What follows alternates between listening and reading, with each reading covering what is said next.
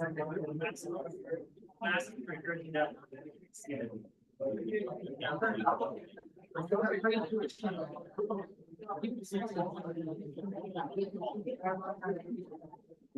right.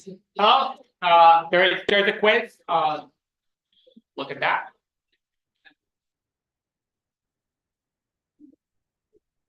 Yeah. Hi, people on the stream as well. Go do the quiz. I'll let you think about it for a second.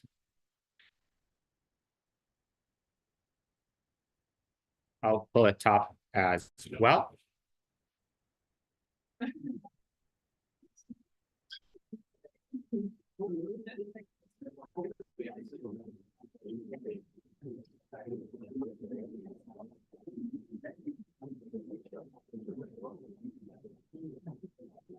All right. Hello, new people. There's a quiz.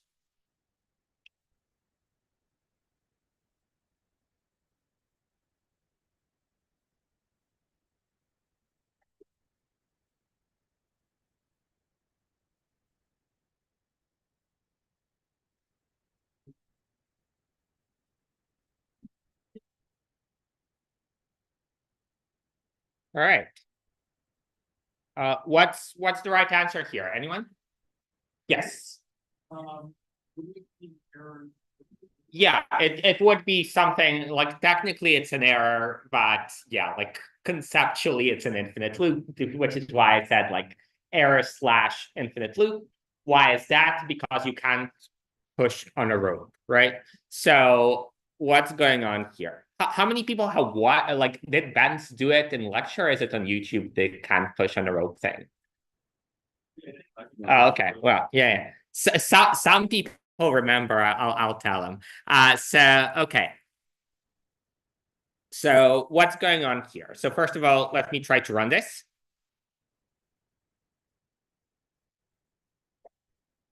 And so technically an error, if you run it on any physical device, really conceptually, and I'll explain the distinction here, it's an infinite loop, right? So what is going on here? You're trying to compute factorial of 3. And Python saying, well, like, what's factorial of 3? Well, it's 2 times factorial, 3, sorry, times factorial of 2. And then it says, well, what's 3 times factorial of 2? Well, in order to do that, I got to compute factorial of 1, right? So it's like 3 times factorial of 2, 1 rather, times factorial of 1. So in a way, you can think about it as Python just trying to expand this expression, right? Because how do you compute factorial of 2? Well, it's 2 times factorial of 1. I messed it up again. It's 2. Make sense? So now what Python has got to do is try to expand this expression. How is that going to go?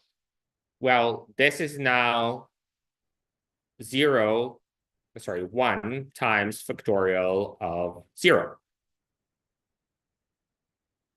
What is this? In this case, anyone? Like according to Python, not according to math. So yeah.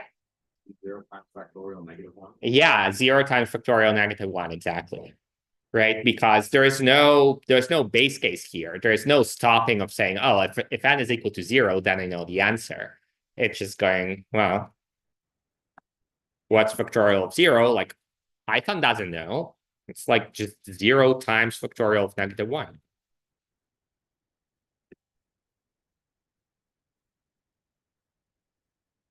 And then it's like, what is that? Well, that is like now -1 times factorial of -2 and so on, right?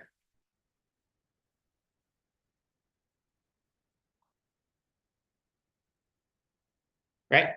So that is what Python is trying to do. Eventually, because it's trying to expand it, it's going to reach what's called the maximum recursion depth. So recursion depth is just the number of times that the function has called itself. And there is a limit to how much you can do, because what is happening here, well, like when you're computing factorial of 3, Python is waiting around for this value to return. And when you're computing that, factorial of 2, Python is also waiting around for factorial of 1 to return. Eventually, you run out of space to keep track of what you're waiting for the answer from. Yes. That's dependent on the computer, right? That depends on the computer. In fact, you can change the settings of how much you're allowed to do this. Yeah, so like it's actually limited to, I think it's like 150. It's like not very much. Like you can totally expand it to much more.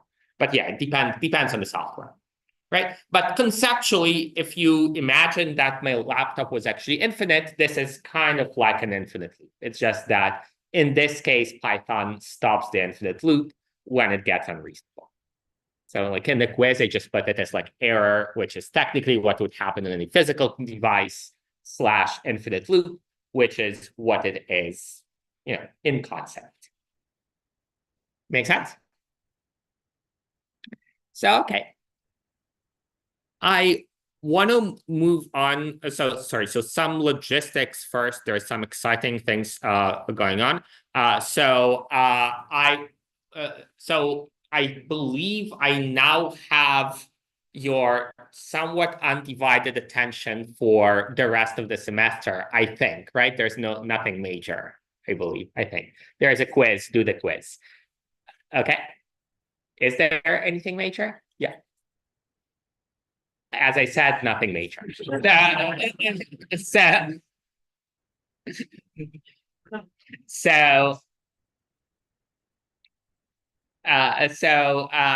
Nevertheless, at some point, we got to do the work in ESC180 as well.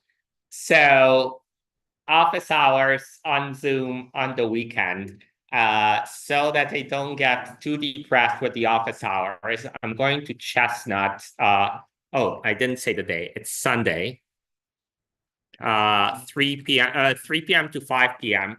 There's going to be a form to challenge me to either ping pong or football. They also have pool, but I'm terrible at pool, so I'm not playing that. I'm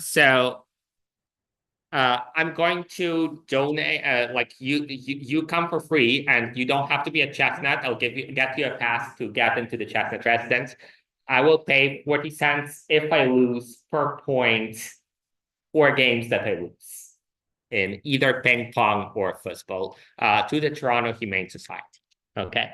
I will do that in the common room next week as well if I don't run out of money. We'll see. Okay. Yes.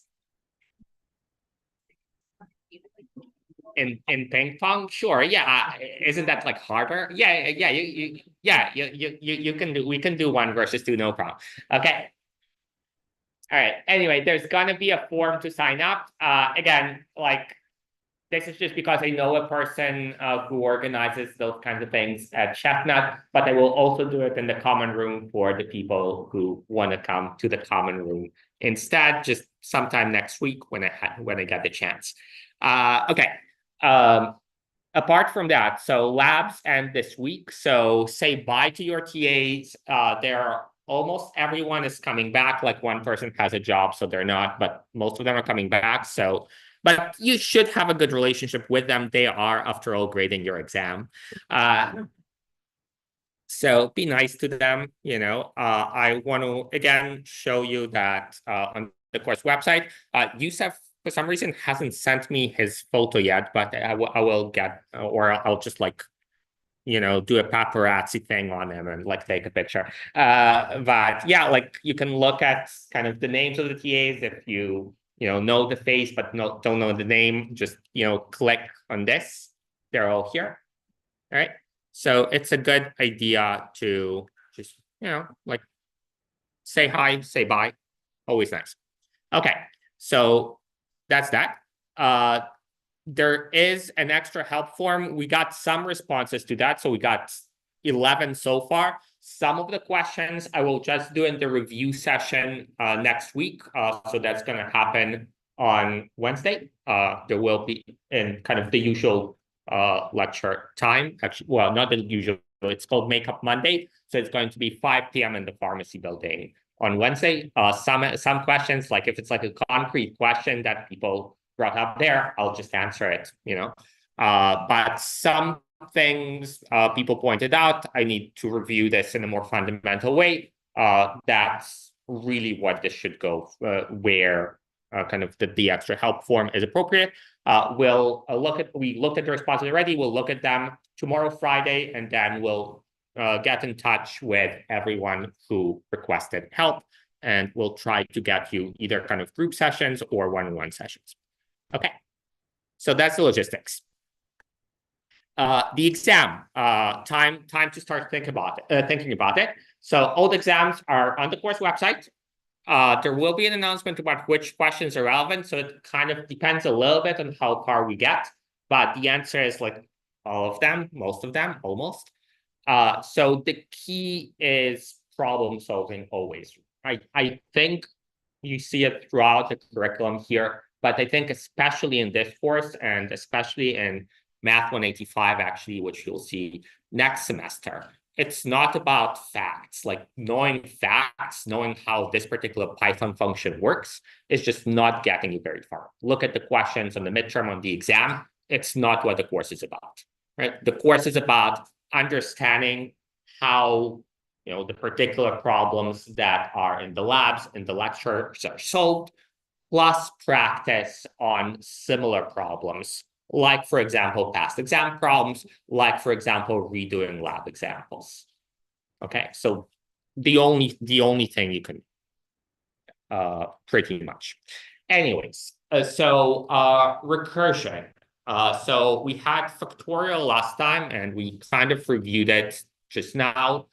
We have x to the n, which is quite similar to factorial, which some of you had done in the lab today, some of you will do tomorrow, so I won't do it right now. What I want to do right now is kind of like an application of recursion, because so far, you know, you could say, I can do factorial with a for loop. Fair enough, you can. I can do x to the n with a for loop. Also fair enough, you can, although there is a trick I'll show you next time about how to make it more efficient. Raised to 21, you can do it without recursion, but it's not trivial. So I hope that's going to be fun as well. So raised to 21 is a kind of a game. So people do play it in a more generalized version. It's called NIM, N-I-M, but this is kind of the simplified version. So the game is like this. So we start with 0, and then each player can either add 1 or they can add 2.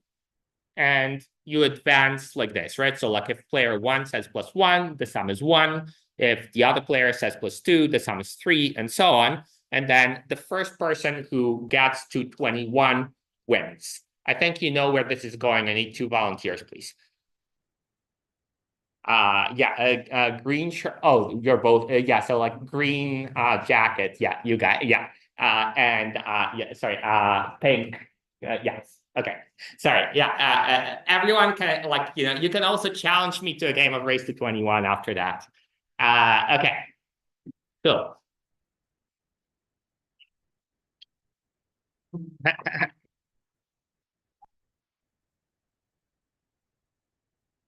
All right. Okay. I think I kind of know. Yeah. Anyway, you start. Yeah. +1 or +2. 2. 2. What? 2. What? 1. 2. 2. What? 2. What? 1. 2.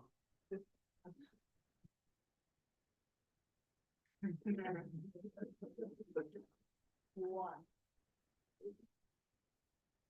Wow. 2. All right. Thank you very much.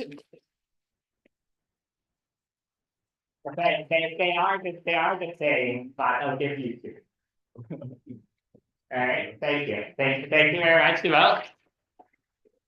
So, okay, all right.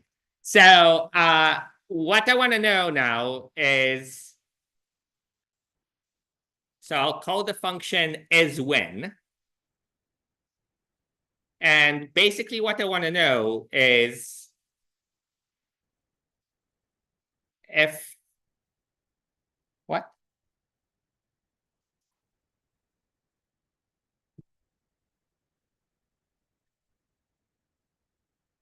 Okay. So if the player is at N, are they guaranteed to win, assuming they follow perfect strategy? So the idea would be that player one is at 0 initially. Okay. Does that make sense? So that's what I want to know is if I'm at 0, am I going to win or am I not going to win, assuming I don't mess up? Right? So there is a mathematical answer to this actually, but I want to do it with programming. Okay. And here's how I'm going to approach it. I'm going to say, okay, I know that if N is 18, so if I'm at 18, I lose, right? So that's kind of the laugh that people got when we got to 18.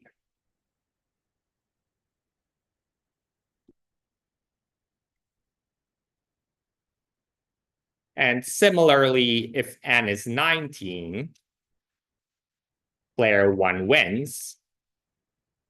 And if it's 20, player one wins.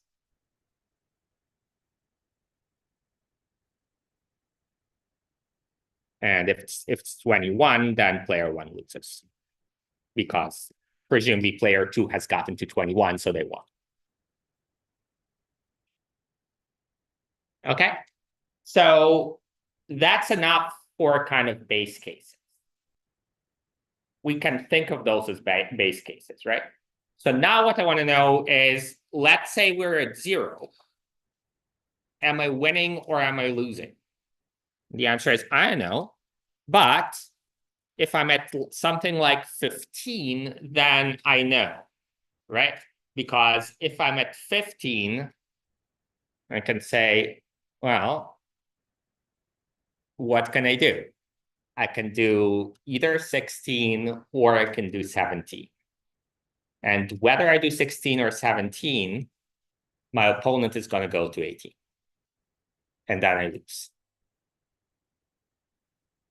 Make sense?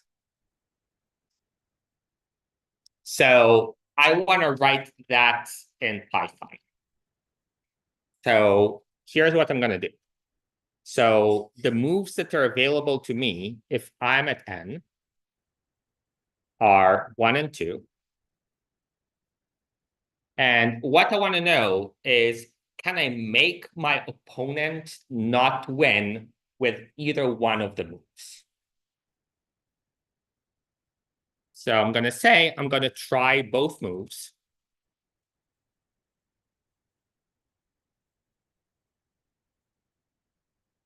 And what I want for it to be the case is that if one of my moves means that my opponent loses, that means I win. Right? So I'm going to say, if not is win, and plus move, return true. And if I tried both of those possibilities and that did not lead to me winning, that means that I'm losing.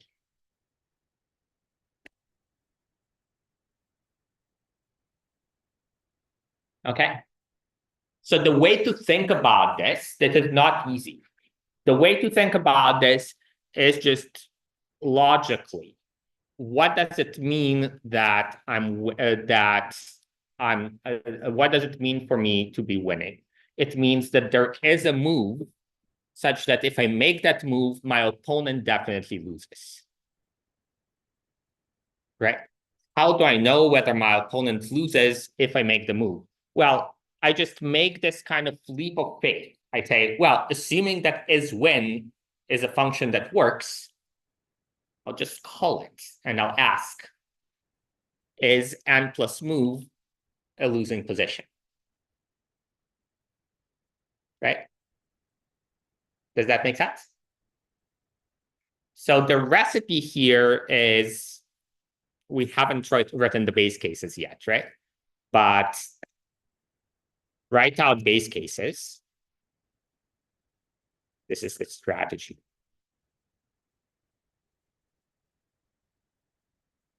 So those would be situations where we know the answer. And then express the answer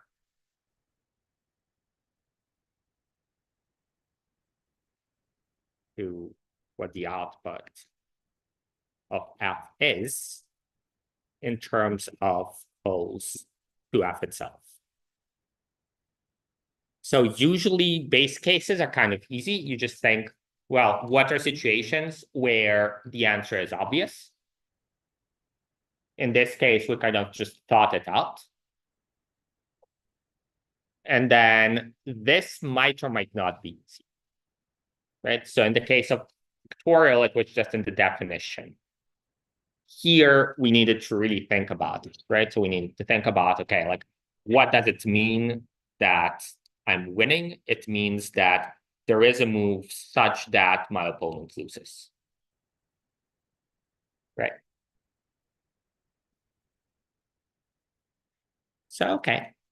So let's complete this. So we'll just say, okay, so if n is equal to 21, return false.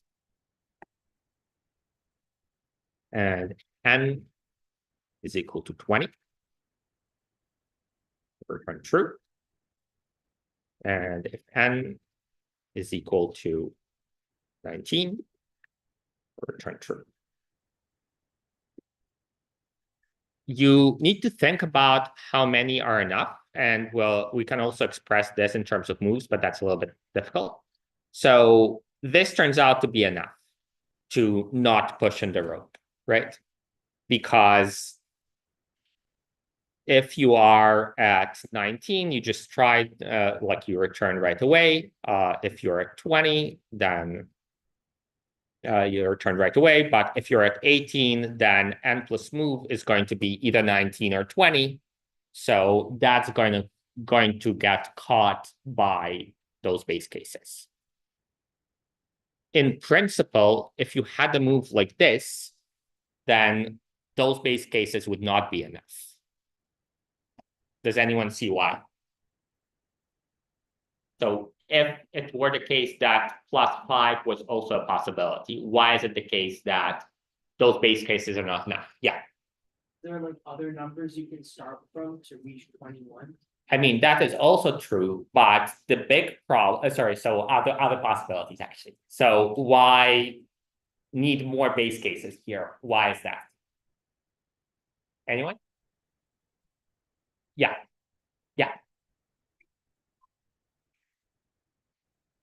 Yeah. Yeah, exactly. So the answer was because you can get to a call that is win for a number that's greater than 21 this way. So let's say that you call is win 18, and then from there, you're going to be calling is win 18 plus 5, is win 23.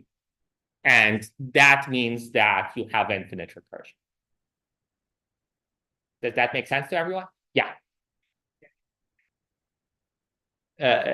No, yeah, that's a good point. I just wanted to like not talk about that. Yeah.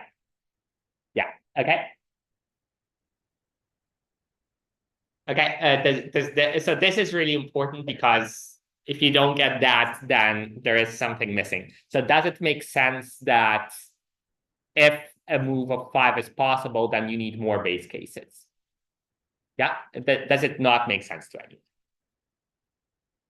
All right. So,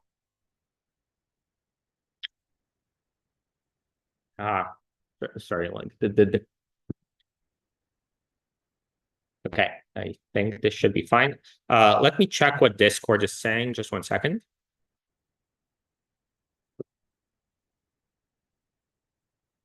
There are 2 quizzes listed as quiz 10. The one scheduled for, that's fake news. I mean, if there were 2 quizzes listed as quiz 10, then the second one is actually quiz 11. So, yeah. Well, I know. Anyway, maybe it's not fake news. I'm sorry. We'll figure it out. Okay. So let's try to trace this and see how it goes. So let's say that I'll ask it something easy. So I'll say is win 18. So that means that if we're starting with 18 and it's my move, am I winning or am I losing? The answer is I'm losing. There's no way I can get to 21, and my opponent can then get to 21. So I'll put a breakpoint here.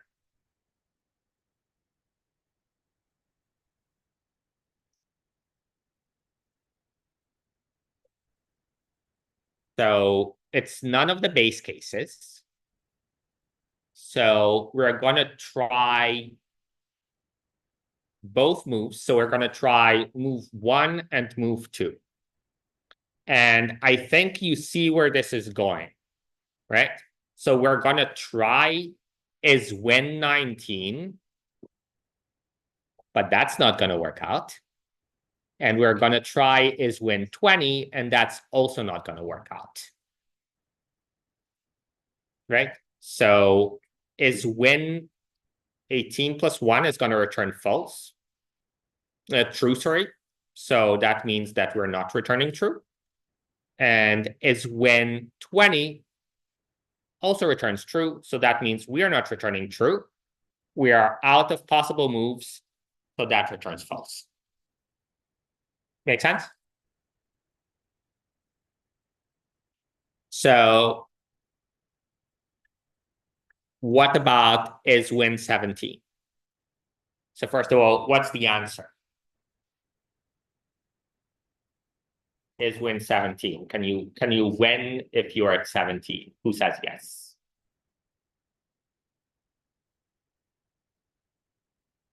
Who says no? Can we play in the charity match? So yeah, yes, you can win because you say +1 and your opponent cannot do anything. Right? So let's trace this.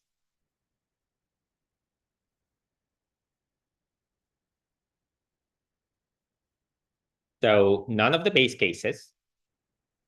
And now we're saying if not is win and plus move. So this is 18. And we already computed what is win of 18 is. I don't want to trace it because that's just going to be confusing. We already traced it, right? We know that the answer is false. So that means that we'll return true. Because move equals 1 is actually a winning move. Make sense? And that's how it works. We can start with 0 and just ask, is it a winning move or is it not a winning move? And it's just going to logic it out. Why does it work? Well, because it's mathematically correct. So it's going to call itself multiple times until it figures things out. Right? So we can ask, if I am player 1 and we start at 0, what is it? The answer is false. Yeah. This is assuming you play the perfect game. This is assuming that you don't make mistakes. Yes. Of course, like multiple people, I think actually like one person had, I don't know, maybe both people had the right strategy. I think You over there knew what you were doing. And I think, well, you kind of, I set you up, sorry. So yeah, anyway, yeah. I assume that the opponent doesn't make mistakes. It doesn't assume that the opponent doesn't make a mistake. It's like always in games like this. Of course, like if the opponent makes mistakes, you can win. If you make mistakes, then nothing's guaranteed. This is assuming that you take advantage of every opportunity available. Yeah. Does that make sense? So basically, the formulation here is if you follow perfect strategy. Of course, like if the opponent also follows perfect strategy and you make like one mistake, then you're done. But it might be that mistakes cancel each other out, stuff like that. Yeah. How would you like describe the runtime complexity of The question is, how would I describe the runtime complexity of this? And the answer is, I promise you I will answer, but just not today. Yeah. So it's actually an interesting, it's actually a quite interesting thing. It's square root of 2 to the power of n. Why? I'll tell you. Okay. Okay. We are going to do complexity of recursive functions. I promise you. I'm not sure you're going to enjoy it, but yeah. All right. Okay. Sorry. So before I move on, so questions about this. So again, like what you want to take away from this is not like I have in my mind the full picture of how it works. That's not the idea for recursion. The idea is you do a base case, you make sure that your base case is right. You do a recursive step, you just look at the logic. Does the logic make sense? And then it's a leap of faith, people say. Well, if the base case is right, and if the logic of the recursive step is right, then the output must be correct. Yes. So we're basically taking an initial condition and then going through each, like all possible, like move tree to see which one is, if any of them moves all the way. That's a good description. Yeah. Yeah. I'm not going to repeat it because there's like terminology there that I don't want to explain, but yes, that's a good, yeah. So the if not is when n plus one. That's just checking to see what can the opponent win. Correct. So so the situation here is when returns true or false, right? And in this kind of game, either you win or the opponent wins. There's no uncertainty with perfect play. So it's supposed to return true if you're guaranteed to win with perfect play. It's returning false if you're not. And what we're doing here, again, is we're checking every possible move, and we're returning true if the opponent is not guaranteed to win. Because if the opponent is not guaranteed to win, that must mean that you are.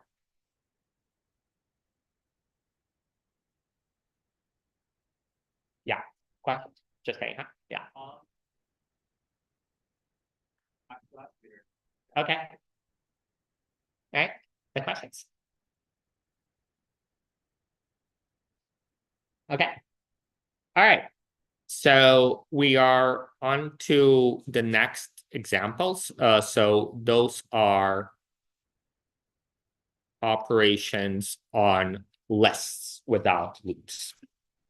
So here's the task. So this one is going to be probably easier.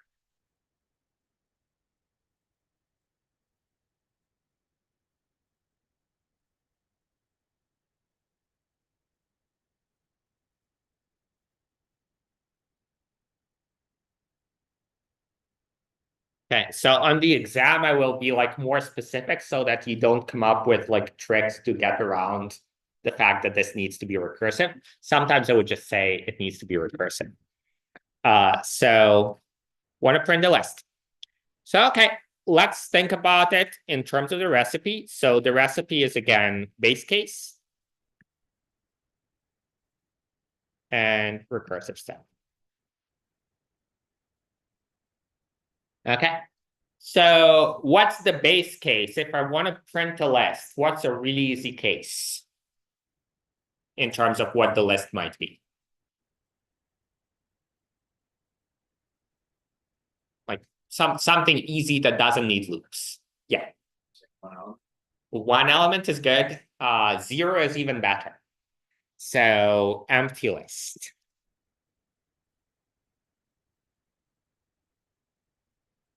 Print nothing.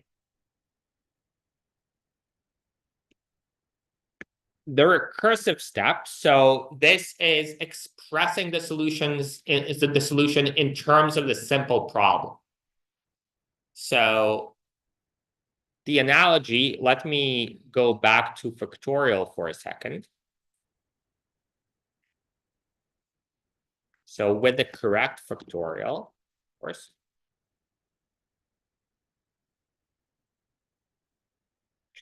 So what did we do here? We said, okay, like if you compute factorial n minus 1 and then you multiply it by n, then you have your solution. So what we're going to do with the list is a very similar thing. We're going to say, well, if you print the first element and then you print the rest of the list, that's printing the entire list.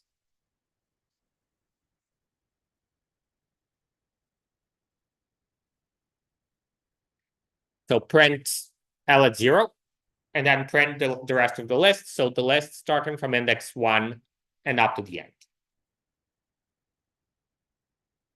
Right? So that would do it. That'll print the entire list. Does that make sense? So all we do is we just write it. So if length of is equal to 0, return. We don't do anything.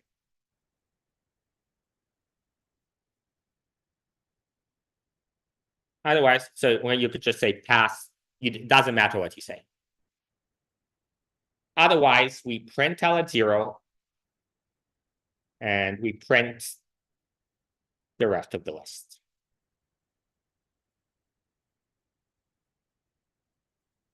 Okay. So why does it work? Well, I think this you could it's probably transparent. You can probably kind of see it, maybe, but we'll do it in detail as well. But mathematically, well, if you print L at 0 and then you print the rest of the list, that will do it. Right? So I said print before, it's of course print list, because otherwise that would be cheating. Right? So let's try it, and then we'll trace it. So let's say that I'm printing 4, 5, 6. Print list. Yeah, so that's, I said 1 by 1. Okay, so that prints 4, 5, 6 as we planned. So how does it work? So we start with a call to 4, 5, 6. And what does it do? It prints L at 0.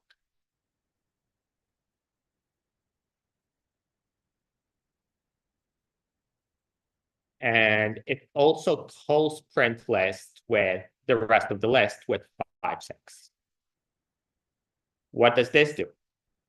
We're over here, so it'll print 5, and then it'll print list the rest of the list. So print 5.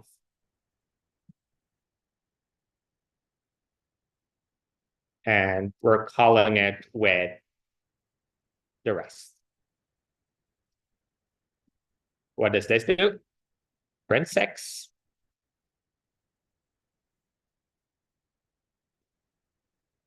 And it calls print list with the empty list. And that's the base case. What does this do? Nothing. But it makes it so that there isn't an infinite loop because we have a base case. Right? So what's the outcome? Well, we print 4, and then we print 5, and then we print 6. Yeah.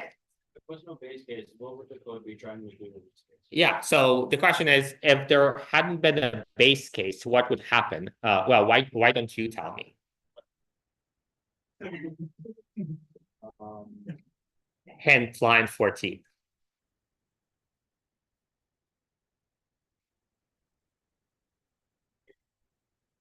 There won't be anything in the list, and what's going to happen? Yeah. Out of bounds, exactly. Yeah, because if the list is so in this case, it's not like an infinite recursion situation because it's just going to crash. If the list is empty and we didn't handle this case, we're going to try to access L at 0, but there isn't an L at 0 in an empty list, so it's just going to error out. Just side question, is saying return blank the same thing as writing return none? Yes, so the question was, is this the same as this? And the answer is yes, it's also the same as this. We could also just, so I wanted to do it like this because I feel like that's like the most obvious thing, but you could also like not do anything. You could say, if length of L is not equal to 0, then do this. Make sense? So I'm not going to write out all the possibilities because there is a lot, but yeah. Okay. Questions about this? Does this make sense? All right. So let's say that I want to do something kind of like this, but a little bit different. So I want to print the list L element by element, but in reverse. So what I mean is if L is, 4, 5, 6, print 6, 4, 5. Yeah. All right. So let's approach it from scratch. What do I need? What do I need to do? So what's the base case? I want to print a list in reverse. What's the base case? What's an easy situation? Like a list L. What kind of list L is easy to print in reverse? Yeah. And we've already done this. Yeah. Yeah, the empty list, exactly. Yeah, it's exactly the same.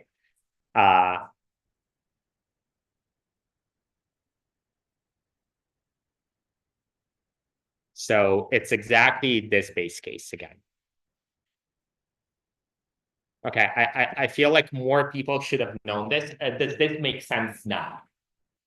That the easy situation is the list is empty, an empty list in reverse is still nothing. Does that not make sense to anyone? Okay. All right. What about the recursive step? So if I have a list like 4, 5, 6, and I want to use the same kind of strategy, like print one thing and then print the rest. What do I do? Yeah. Just slice off the final. Yeah. Yeah. So first of all, let's go back. So what do we print? The last one, right? So we print 6, and then we print 4, 5 in reverse, right? So print L at -1, so last element, and then print the beginning of the list in reverse, right? So if you think about it, print 6, and then print 4, 5, but in reverse, that's going to be 6, 4, 5. Is that good? Everyone? Is that not good, I guess? Okay, seeing no objections.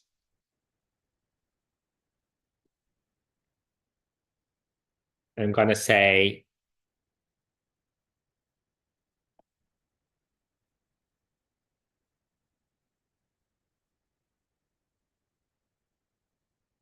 print the last element, and then print L from the beginning up to the last element in reverse. So that's one way to approach it. Does that make sense, everyone? Yeah.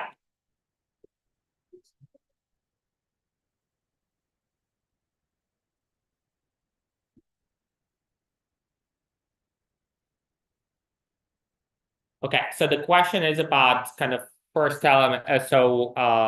The thing to emphasize here is that the length of L is how many elements in L there are, right? And if the answer is 0, that means there are no elements in L, right? Right. So there's no L at 0 there. And so I guess like the thing to emphasize, the solution is L at 0, that's the first element of L, and length of L, that's how many elements there are. Yeah. Okay. Okay, does this make sense? So yeah.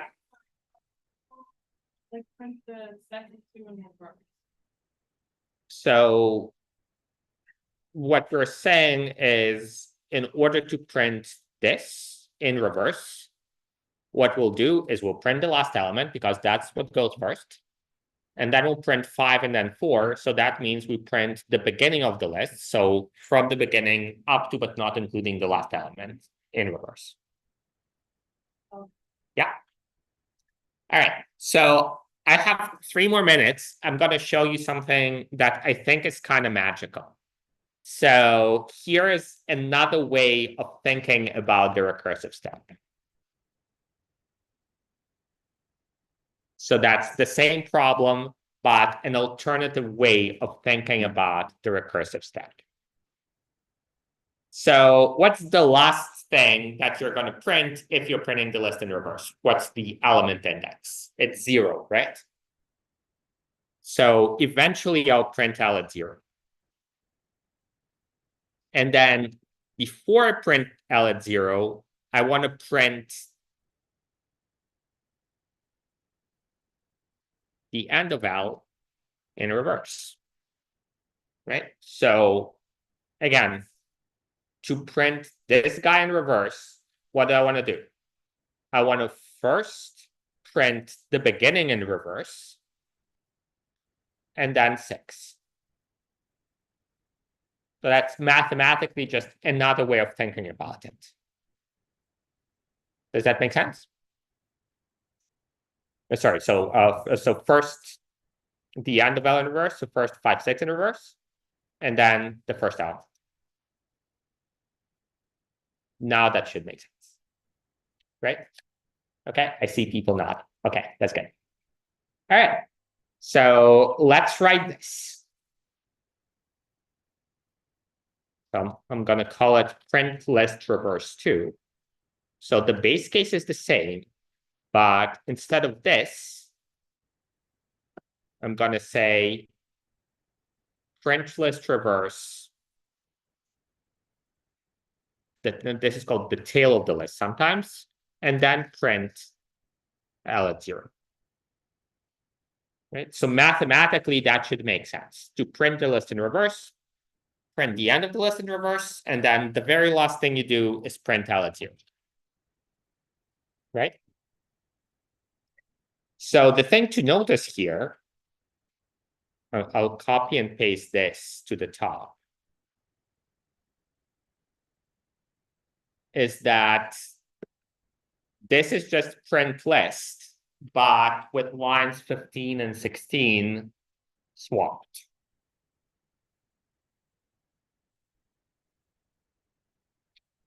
Make sense?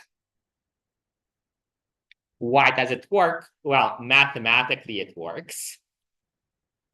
Otherwise, we'll do the call tree next time. Okay, all right, I'll see you. Thank you. Bye.